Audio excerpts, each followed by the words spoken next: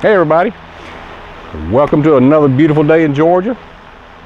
Blue skies, sun shining, warm temperatures, hot greenhouse temperatures. And those of us that have greenhouses, we understand, how hard it is to keep the climate under control in there this time of year.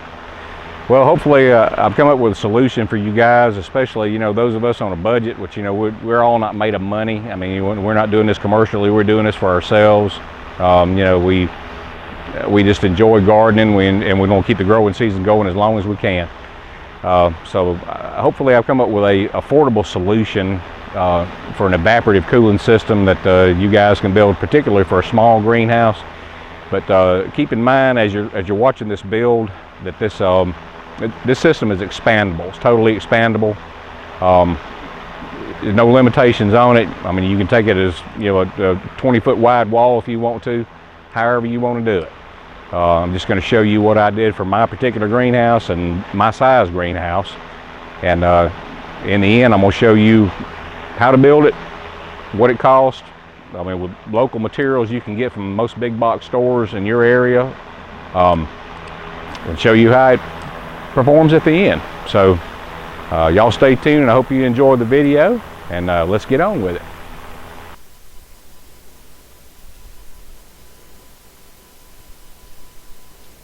Okay guys, what we got here is just a few stills of just kind of an exploded view of the materials that's used in this project. Maybe more than you need, maybe less than you need. Like I said, I'm going to give you a complete list of what I use at the end of the video. But right now this is kind of showing you, giving you an idea of the materials and some of the tools involved in this project that you'll be needing. Okay, what we're getting ready to do here is we're going to cut the trench drains. And in my case, since my cooling pad is 36 inches long, we're going to be cutting 36 inches. And like I said, you can cut this with whatever you have. You can cut it with a hand saw. You can cut it with whatever tools you have available. I'm just using what I have available to me right now. I know everybody's tool kits are going to vary, so it doesn't really matter how you cut it. It's just PVC plastic. So whatever you have will work just fine. Just need a nice, straight, smooth cut, and then you're good to go.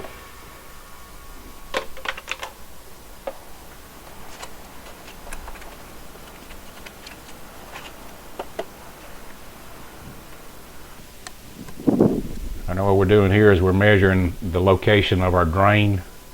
This is the bottom section of our drain trough, and I'm going to be using a 1-inch bit on the top, or rather inside of the drain trench, and then on the bottom side I'm going to be using a 1 3/8 in order to let the coupling slide through. Because you'll see that there's two sections to that thing, and you want to drill just through the first section with your 1-inch, and when you get almost through it, then switch your drill to reverse, and then you can finish the cut up smooth. But we're going to need the 1-inch, and then that way the coupling can bond to the bottom side and close up that hole, but yet the hole I'm going to drill on here on the bottom will allow the coupling to pass through it. So we got to be careful when we're drilling this hole particularly right here, because you don't want to drill through your 1-inch hole.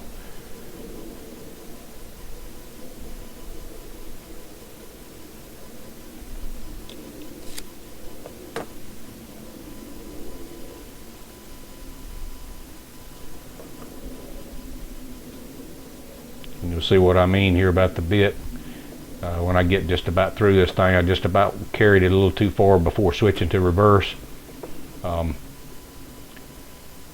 Need to switch to reverse just about the time you get just about through it, so you don't have that snag problem that I had.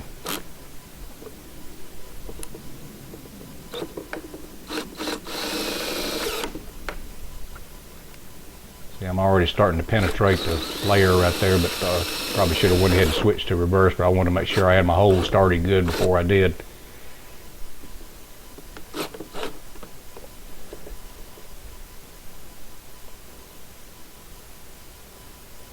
And now we're switching to reverse and finish this up and be nice and smooth.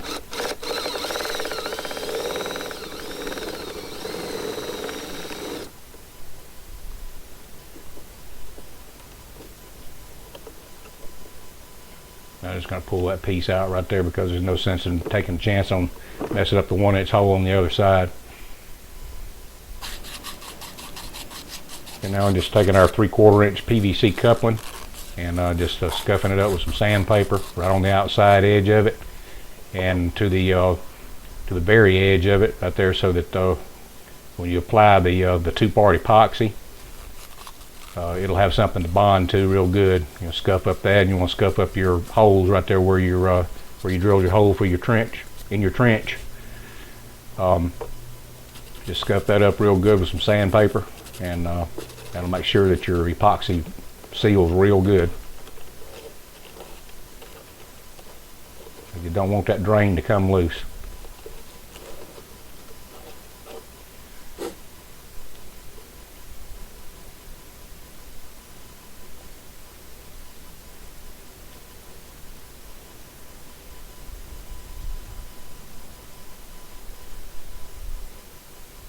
This is just a 2-part epoxy made from Loctite. You just squirt equal amounts out on just any kind of disposable surface. I just got a piece of cardboard there that came off an old box, and I just squirt out equal parts of it. And then I'm just going to use a Q-tip to mix it up, and then just apply to the inside of the trench drain, and then to the outside of the PVC coupling where we sanded it and roughed it up. And don't worry about using too much. Make sure you get a good coating on everything.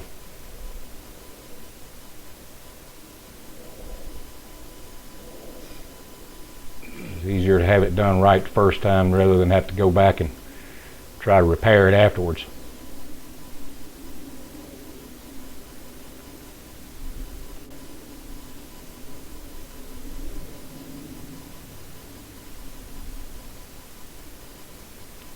We just stick it right in there, and it'll fit just perfectly right in that hole, and it'll bond to the top side and seal that, because you want to seal in between those two sandwich pieces right there. You want to seal those because you don't want any water in between them two channels right there. So this will seal, that will seal the top, and this will seal the bottom, and also add strength by it being sunk, countersunk like that. It'll add some strength to the coupling itself.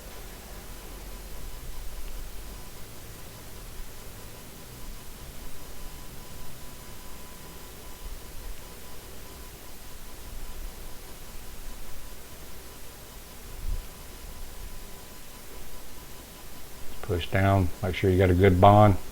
Now this stuff will start to set in about 5 minutes, and then you can work it in about an hour. Okay, now we're going to take our end caps, and I'm just going to fill in things up with silicone. Make sure you get it filled up real good, because when you snap that thing on the end right there, you want to make sure that it's sealed real good. You don't want any leaks. Just filling up all those crevices.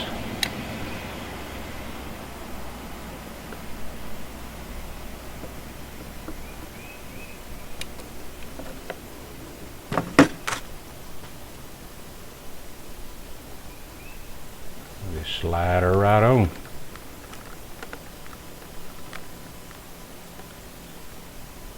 And you want to go back on the inside.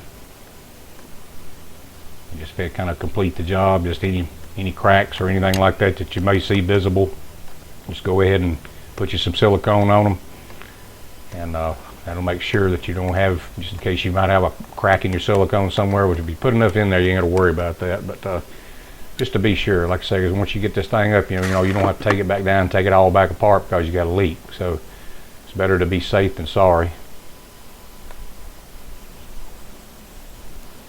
And making sure everything's covered.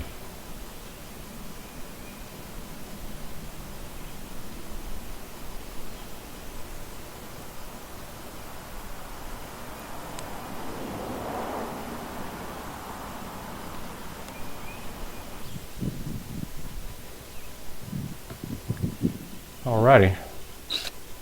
Now what I'm using right here is I'm using some the scrap pieces that I cut off of the steel stud. it worked out. Actually, worked out perfect. That's what you call, you know, being frugal with your materials. You know, and if you find some use for something, instead of throwing it in the trash can. And what this is going to do right here is support the pad and all the way across, rather than it just sitting. You have the side supports of the trench drain. As you can see where it's grooved out, and that's where the pad is going to sit. But I decided it might be better to go ahead and put some cross pieces in there to help support that pad. You know, the pad's not very heavy, but you know, when it gets wet, you just don't want to take any chances. And what I'm doing right here is drilling holes in the groove of the trench right there at the top where the pad sits, to keep any overflow possibly from running over the sides. And then I cut a little section out right there where the water could run out of those holes back into the trench drain. Okay, here we're installing our grommet. These are our top end caps where our spray bar is going to go. And we're just doing our holes here for our grommet.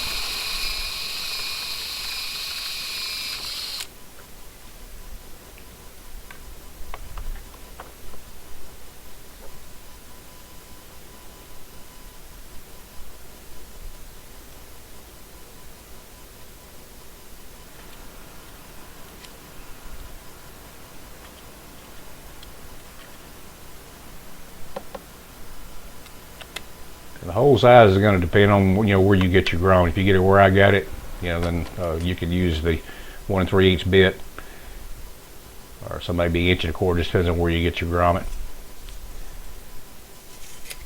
Okay, now we're cutting our spray bar. That's just 3/4 PVC pipe. I'm cutting this long on each side because I'm going to have a 4-inch overhang on one side and a 2-inch overhang on the other. That's to give me room to put my valve on one end and then put my elbow on the other. And then most of the time there's writing on these PVC pipes that are straight down the middle of the pipe, and you can just take them like I'm doing right here, pop a chalk line, get you a straight line on there, and then you can take you an 1/8 drill bit, 1 inch apart. So I'm marking these 1 inch apart, and I'm starting out 4 inches out right there, because I want my first spray hole to be 1 inch inside of the top on each end. So, you know, don't forget and mark it, and then, you know, you'll have holes on the outside of your top piece up there, and you don't need that. So make sure you start your holes in the right place, and just drill them as straight and as clean as you can, because you don't want anything snagging, anything stopping the holes up in the spray bar. An 1/8 inch hole is not very big.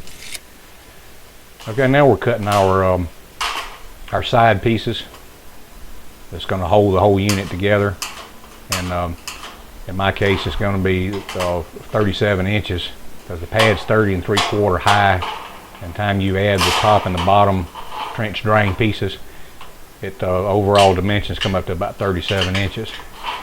So that's going to be the overall cooling pad height.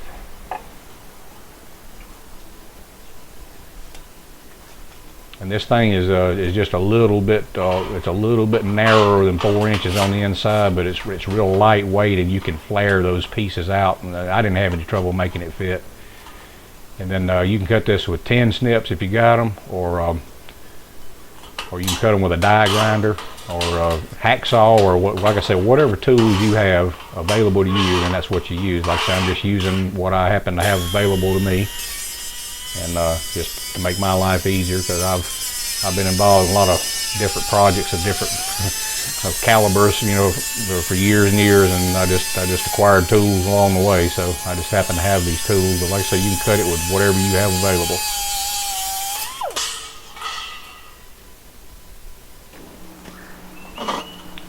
Okay, right here we got our top cap on right there, and the cooling pad is actually sitting in the trench drain, and along with the top cap on it. Top cap is not glued or silicone. You can do it if you want to, but I didn't see any need in it. And what I'm doing right here is marking this to where I need to notch it, because I want it to come inside and clamp the pad, but it needs to be below the trench drain. Marking the bottom the same way. And then we're just gonna cut those side pieces off right there, and then we'll have us a piece, support piece to hold the whole unit together.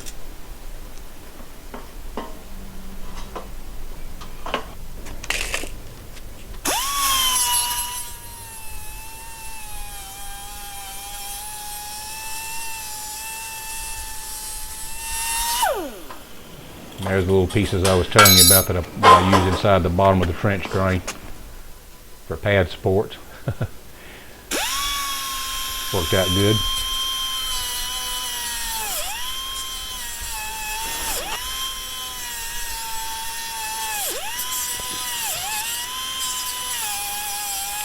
Sometimes them die grinders want to just be a little bouncy with you for some reason or other, but we'll get it.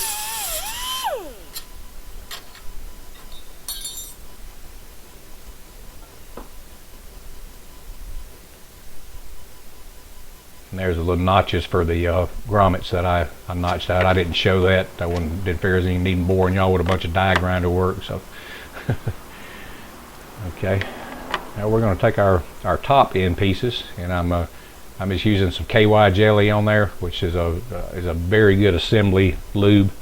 It's water soluble, and it's not greasy, and it just works really good. I've used that stuff for years for this type of assembly, and so keep that in mind. Works very good. It won't leave any kind of film or residue on there, or any kind of thing that can eat up your grommet or anything like that. And we just slide our spray bar through, push on the end, and there you go. Now when I flip this thing over, you guys are going to see something. You got to clock this thing. You see I've got it all set to one side, and that's going to be where my air is coming in to my cooling pad, and I'm clocking that thing at about 11:30. Because when that airflow is coming through there, it's going to be pulled by the air, and you know the water is going to be pulled by the air. So you want to make sure you got it clocked in other words, against your airflow. Here we're just putting some silicone to where it's going to mount to the outside of those covers, the side covers, because any water running down the side of that pad right there, if you don't have that sealed, it's going to run in between the metal and the end cap. So make sure you seal that real good right there so you don't have that problem. And then we're just going to use some stainless steel screws to screw this together. Just screw it right into the end cap, and the silicone and everything will seal all that. And plus the stainless steel screws won't rust on you over time. And don't run them all the way in. Just kind of get them started almost to the end, and then take you a manual screwdriver and tighten them up the rest of the way so you don't strip them. I mean, I know these drills have, you know, lockout deals on them, but sometimes you don't know exactly how much torque you need to tighten them. So the best thing to do is just stop it short and then finish it with a screwdriver, and then that way you know you don't strip it. And we'll shoot the top side in, and we'll be ready to move on to the other side. Now what I'm doing up here on this top, like I said, I did not silicone this top, but because it is support, I'm just going to run a couple of stainless steel screws, should I say, in there, just to hold it in place where it won't be trying to move or anything like that on me.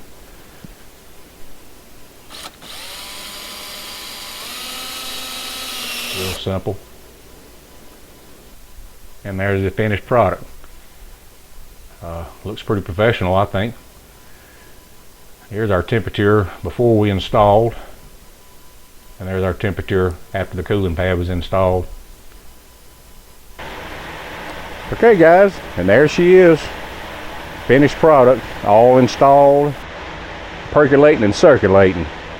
And I'm here to tell you, this thing's doing the job.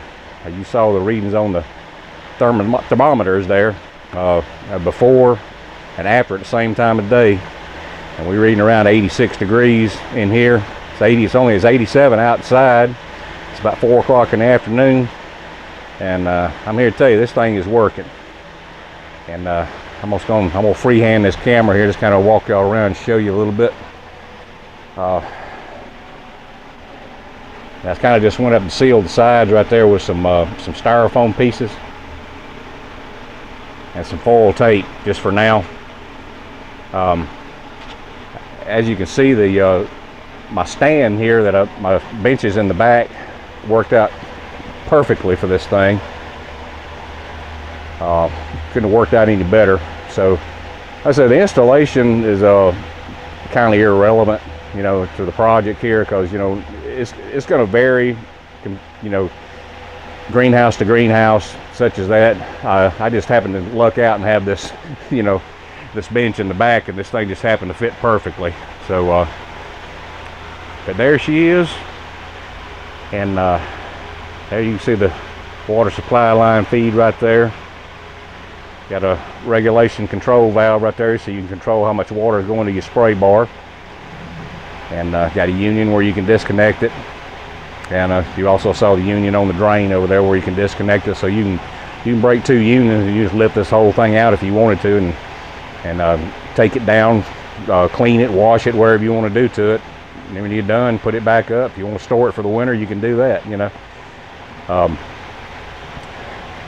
Anyway, you can see there I just fed this thing with a poly line down in here into the reservoir tank. You can see the water there coming back in from the drain, and that's how much water flow is coming out. And then I also installed a float valve in here, and I ran a piece of poly line over here with a 30-pound regulator on it, just to keep the pressure down on that poly pipe. There's no sense in having full pressure on something like that, you know. They just don't need it, just to keep the reservoir full. But if you're going to do this installation, I'd highly recommend that you put you a float valve on it to where you keep the water level up, because this thing on a hot day, it'll go through about an inch to 1.5 inches of water an hour. So yeah, this is a 17-gallon reservoir, just a plain old tote that you get from Home Depot, really inexpensive. But this particular system with the 36-inch pad, it's 36 inches by 30 3/4, something like that. From the calculations I could come up with, it takes 9 gallons of reserve water for it. But you know, if you're running a float valve on there, you can get away with a smaller reservoir. But you just got to keep in mind, your reservoir needs to be big enough so that when the pump shuts off, it can take, you know, whatever's left in your trough, you know. So just keep that in mind. And I'm also for now, I give you a shot up underneath there if y'all can see my little timer there. I'm gonna include this in the material list. I've just got this thing right now. I'm just using it on a digital timer, same timer I use for my pumps, and you know, I just have it coming on, you know, calculations when I know about when the fan's gonna come on. I have it coming on about 10 minutes earlier than the fan, to go ahead and wet the cooling pad, and you know, pre-wet the cooling pad. You want to do that. You know, you don't want your fan to come on, then your cooling pad to come on. You want to wet your pad first, and then you know, then bring your fans on after it's wet. So right now I've got it set up to sun don't really get on the greenhouse till about, you know, right around 10 o'clock in the morning right now, after it gets over the trees. So I've got the pad set to come on about 10 o'clock, and then the fan usually comes on about 10:15, 10:17, somewhere along in there. And then after the sun gets off the greenhouse, usually around 6:30 at night, I got the pad going off, and the fan will still be running, and that way it can dry the cooling pad out. So just telling you how I installed it and everything, so that you'll get some idea. I'm probably gonna put this thing on a thermostat, and they actually have some evaporative cooling thermostats, and you just it'll automatically do a pad pre-wet for you, and you know, pretty much you can set it up any way you want to set it up. I just ran this water line. I just kind of ran a piece of 1/2-inch poly pipe just right over the purlin there, just strapped it to it with zip ties, and then it just kind of runs up over the cooling fan, drops down over in the corner, and I moved my hose out of the way where you can see. And I just got me a little just a hose bill valve right there with a 30-pound regulator, irrigation regulator, and works just fine. So it's real simple. Okay, guys, just going to about wrap this episode up right here. This has been a fun project. All the same, you know, anything takes a little time, a little effort, you know, on it, but in the end result, it's well worth it. Especially in this case right here, this will definitely help my summertime growing season. You know, like I say, guys, you know, you just got to keep in mind that it's all going to depend on your size greenhouse as to how big a cooling pad you need, and you know, it's just going to vary. So I mean, I can't tell you that you're going to have the same exact results that I'm having. So, but just keep that in mind, and y'all feel free to comment, post any questions. You know, send me a private message. I mean, whatever you want to do. You got any questions about this thing, I'll be glad to answer them for you. Until then, I guess y'all have a great one. May God bless you, and we'll see you next time.